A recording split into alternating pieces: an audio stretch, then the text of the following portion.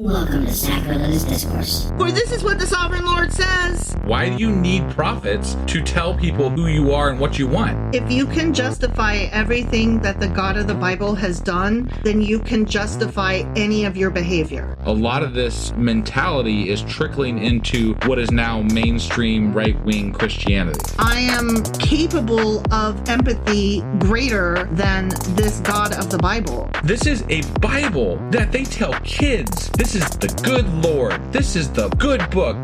He is fantasizing about murder, mass murder. Head over to sacrilegiousdiscourse.com right now to find out how to leave us a review or support us on Patreon.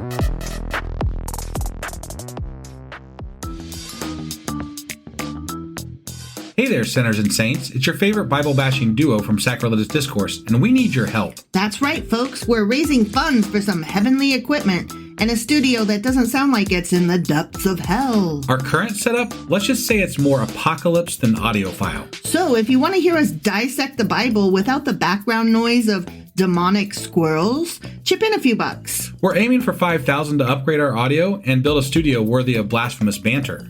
Donate today and help us spread the good word of atheism. You can find a link right on our homepage, sacrilegiousdiscourse.com. Every dollar counts. Even if it's from your collection plate.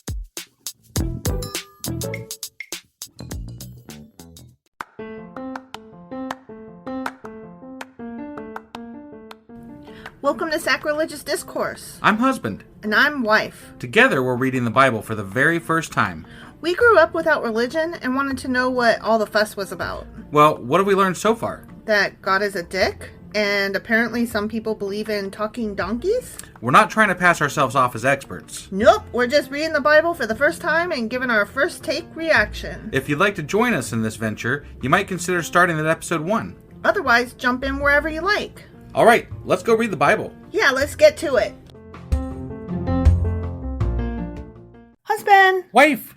Do you know what today is? Well, it is Sunday, and we're not doing a Patreon special episode today, so that leaves... Sacrilegious Book Club! Right. And what are we covering today? Well, we are still in the book, A Treasury of Jewish Folklore, Stories, Traditions, Legends, Humor, Wisdom, and Folk Songs of the Jewish People, edited by Nathan Ozubel. And today we are going to be getting into some, fools and stuff like that. Fools, eh? Yeah. I'll get a little more into it when we get into the show. They must have gone for those honey-lipped women or something. Yeah, they did. Taking the wrong path somewhere. They did. They did not choose the side of wisdom. Got it. Yeah. All right, well, let's go do this. Okie dokie.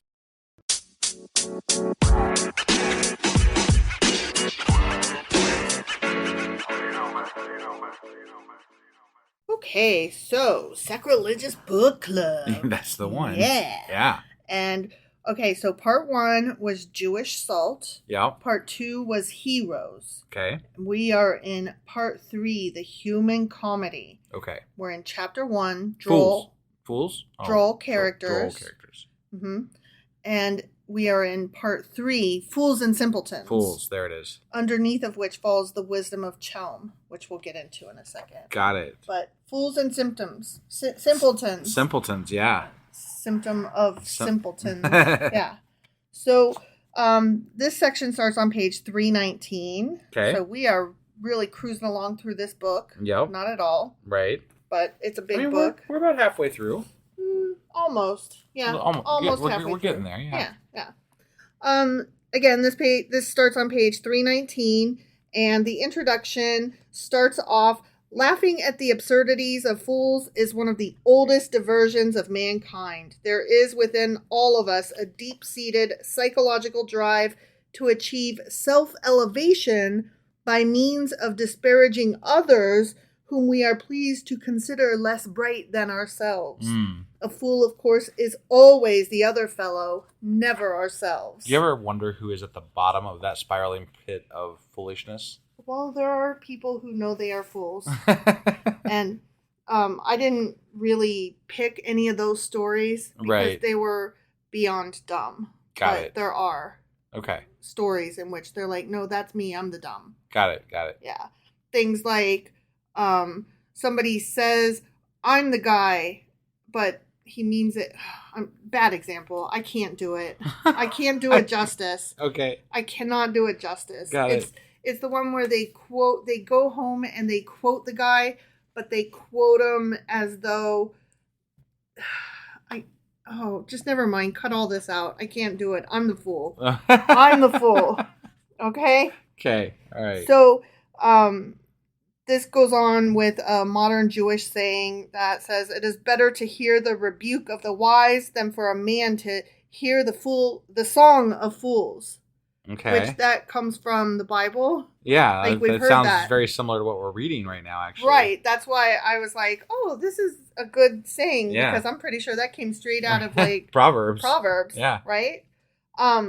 However, there is still another tradition about fools among the Jewish. Okay. It, on the contrary, is not scornful, but understanding and compassionate. Like when Jeremiah, whom we have not quite gotten to yet, right. He's a prophet, he says, let not the wise man glory in his wisdom.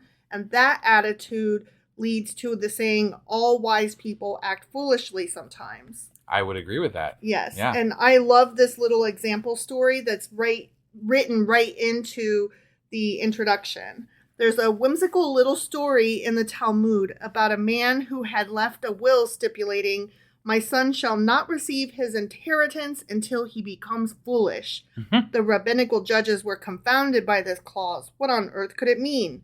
So they decided to call on the astute Rabbi Joshua ben Korah.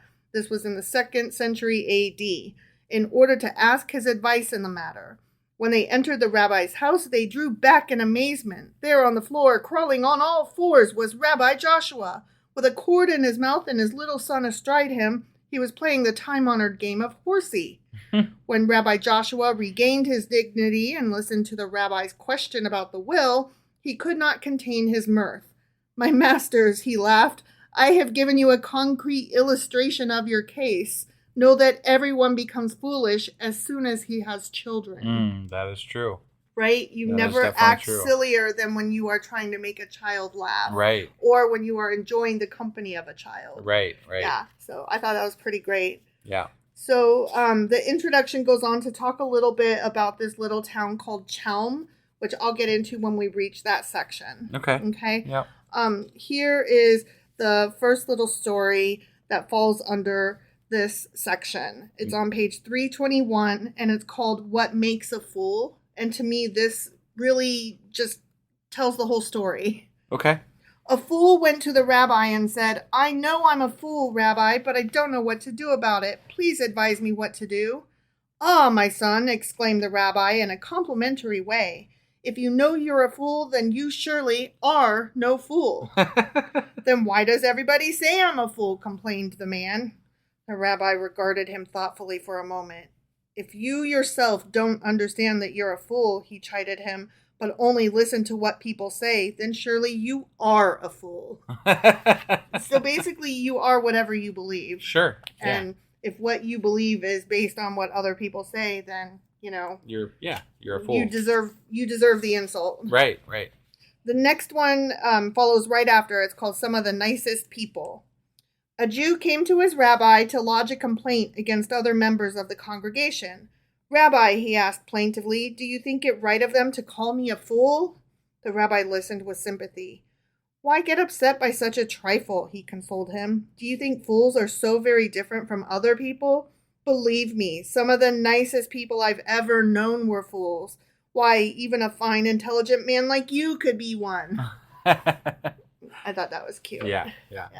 Those pretty much tell the entire story of this section. Well, I mean, it brings something to my mind, and that's that there's always somebody out there that's going to think you're a fool. Right. You know, and we're always going to think that somebody else is a fool. You know, like it's a matter of perspective at some level. To who you see as a fool and who's not. Right. So. I think that the most intelligent person is he who can admit that he is not the most intelligent person. Right. Because as we've always said, we know what we don't know, and you should always want to know more.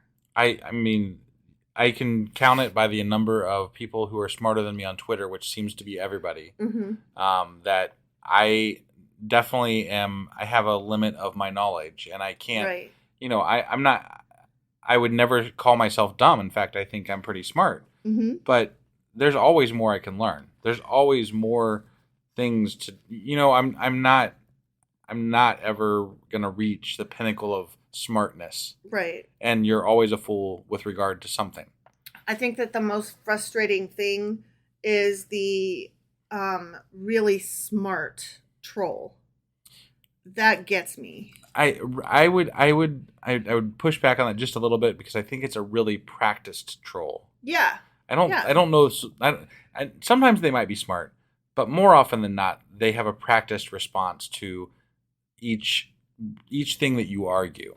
So you're saying a memorized spiel. More often than not, that's what I run into. Got it. I'm not saying always, but more often than not.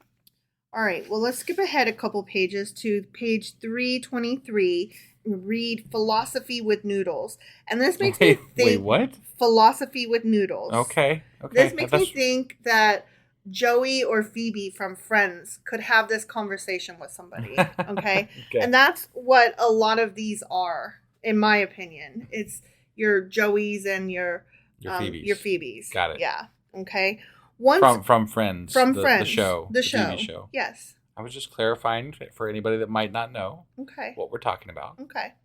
Once a proposal of marriage was brought to a young man who was simple-minded. Poor fellow, he had no idea how to behave in the company of others. And so, in order to save him from embarrassment, his father, who was a man of the world, cautioned him as follows. When you visit the bride for the first time, you no doubt will not know what to talk about. Therefore, if you want to make a good impression on her, here is my advice. First, begin talking about love. Then you can touch on family affairs. You can wind up with a little philosophy. The groom nodded gravely and replied that he understood perfectly well how he was to behave. Then, with his father's blessings, he went off to make his first call on his intended. At first, he felt great restraint because the girl's parents were present, but when they left from motives of delicacy, he relaxed somewhat. Then, remembering his father's counsel, he suddenly asked the girl, "Do you love noodles?" "Sure," she answered in surprise. "Why shouldn't I love noodles?" After a moment of silence, he continued, "Do you have a brother?" "No, I have no brother." The groom rejoiced. He had safely weathered his father's first two instructions. He had talked about love and family matters. Now he still had to philosophize a bit. He asked, furrowing his brow, "If you had a brother, would he have loved noodles?" I mean, tell me that's not... That's fantastic. Yeah, I really liked that little story. Yeah. All right, so now we're getting into the Chelm stories. Okay. So Chelm is... they're stories about the fools or sages, as they are scoffingly called. And Chelm is a real town in Poland. Okay. And for some unaccountable reason, this town was elected in irreverent folktale to serve as the center of all innocent stupidity. So in this... I must visit this place. Well, in this, I always think of Rose from the Golden Girls. Sure. Because, she's always talking about the village that she comes from. Yeah. Which I cannot remember. I wonder if it's called... That'd be interesting. It's not Chelm. Right. It's not. It's St. Olaf. Oh, yeah, that's St. right. Olaf. That's right. Yeah. So, but that's what I had in mind when they were talking about, for whatever reason, the town of Chelm just related to Rose's St. Olaf. Yeah. Okay? Yeah. So, I mean... maybe it was on purpose, even. That would be interesting. I wouldn't go that far, but... It might, though. I don't know. I think throughout history, we've always said, man, this town is full of dummies. And that way we have a character that can represent that entire town. Got it. Yeah. Okay, so skipping ahead to page 331, we've got a short story called Innocence and Arithmetic. And this definitely sounded like something Rose would say. Got it. Okay.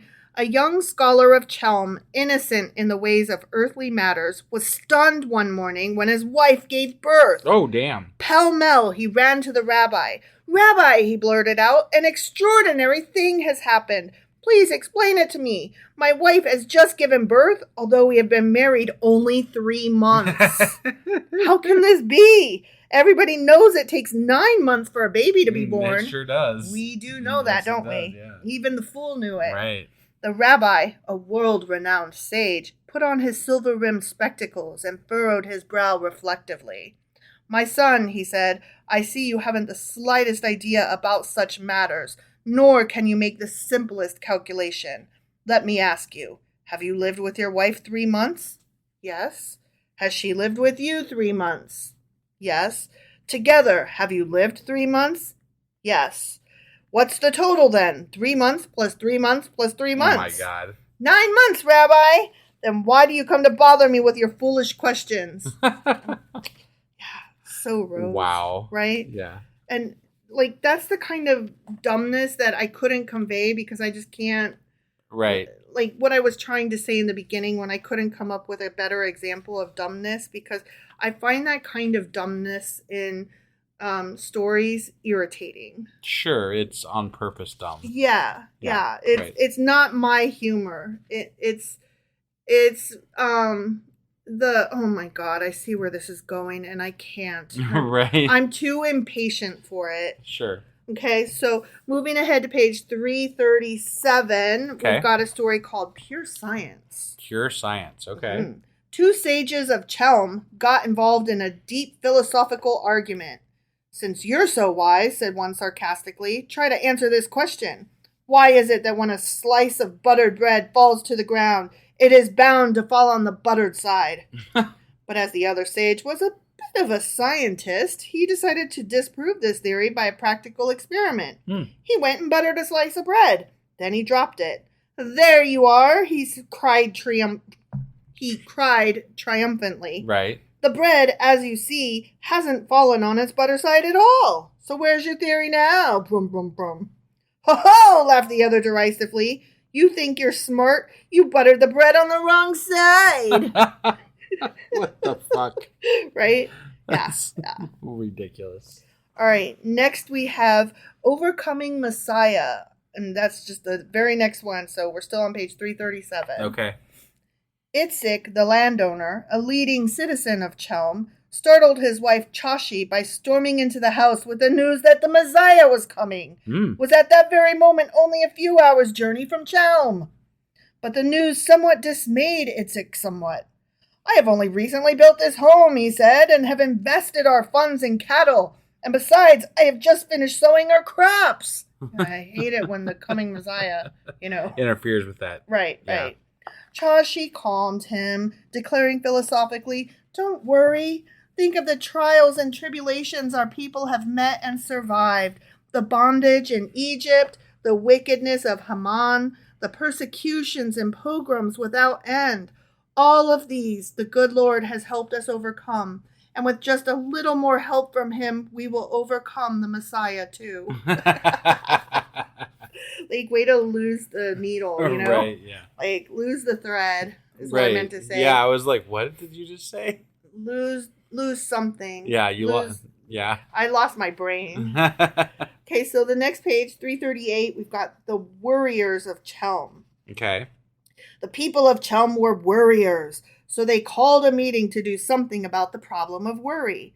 A motion was duly made and seconded to the effect that Yossel, the cobbler, be retained by the community as a whole to do its worrying, and that his fee be 1 ruble per week. So they're going to let him do He's the going worrying. to do all the worrying. Yeah, right. Which, that reminded me of The Giver, where they have one person do all the stress for the entire community. Got it. And that's a book/movie, is that right? It's a book that was, yes, adapted into a not as good as it could have been movie. Right. Got it. The book was wonderful. Sure. I think by Lois Lowry, if I'm correct. Could be Sounds wrong, right. Maybe. But it's really good book. Okay. But anyway, the motion was about to carry, so they were about to agree that this guy the cobbler, is going to do the worrying for them. Right. and get paid for it. Sure. The motion was about to carry, all speeches having been for the affirmative, when one sage propounded the fatal question. If Yassel earned a ruble a week, what should he have to worry about? Indeed. The next story is on the next page, called 339, The Discreet Shamus. A man died suddenly in Chelm while doing business in the marketplace. So the rabbi sent the shamus to the dead man's wife.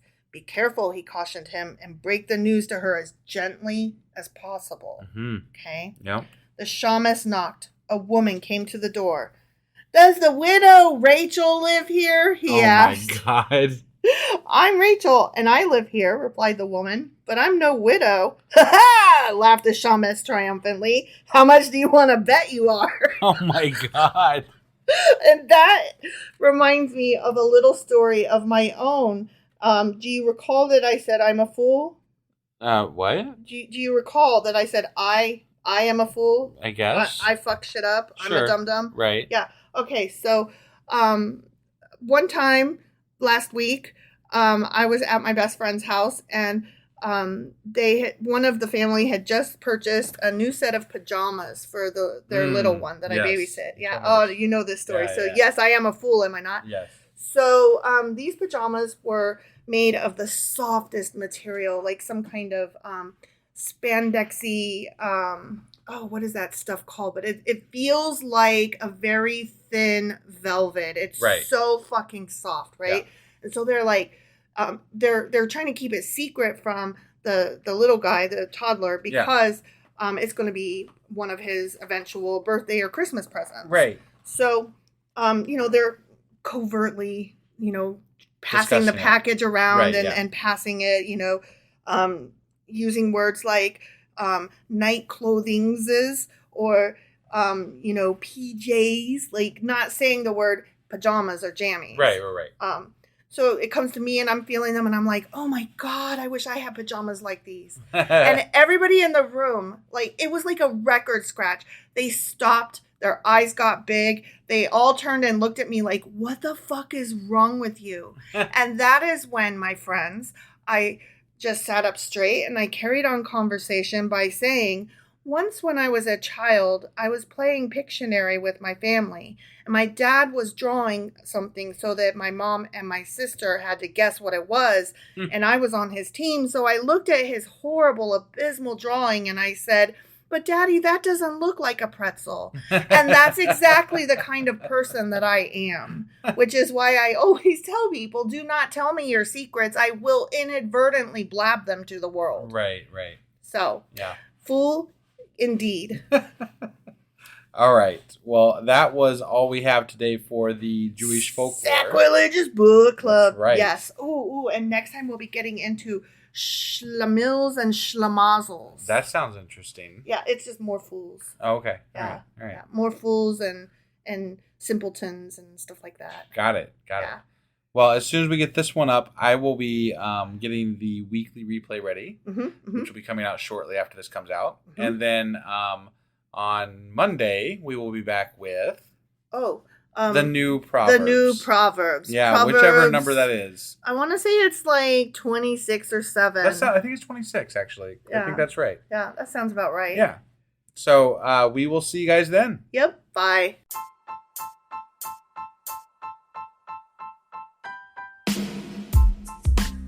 Hey, wife, I guess that's the end? But husband, that's just sad. It doesn't have to be. We are on lots of social media platforms like Twitter. Our handle there is sacrilegious_D. For D's nuts. Oh my God.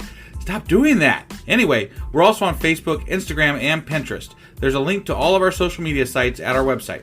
Ooh, we have a website? Yeah, it's sacrilegiousdiscourse.com, where you can also find a link to our merch shop. We have a merch shop? Yep. We have podcast-themed clothing, mugs, notebooks, and more, as well as an atheist and science-themed products. Wow, our fans should really go check that out right now. Definitely. They can get in touch with us by sending an email to sacrilegiousdiscourse@gmail.com. But before they do that, we could really use some help. Oh yeah? With what? Well, it's not free running the podcast, and we need some financial support in order to get better equipment, which will free up time so we can concentrate on our podcast and our fans. Okay, so what should they do? head over to patreon.com/sacrilegious discourse and sign up as a contributor on our podcast. Supporters there receive additional bi-weekly episodes that we record just for our Patreon members for as little as $2 a month. Also, we'd really appreciate it if you would like and subscribe on whatever platform you're using. And Apple Podcast reviews help us out tremendously. Like and subscribe, leave an Apple review, join us on Twitter, support us on Patreon. That's a lot of instructions. Don't forget to say thanks. Thanks. Okay, bye.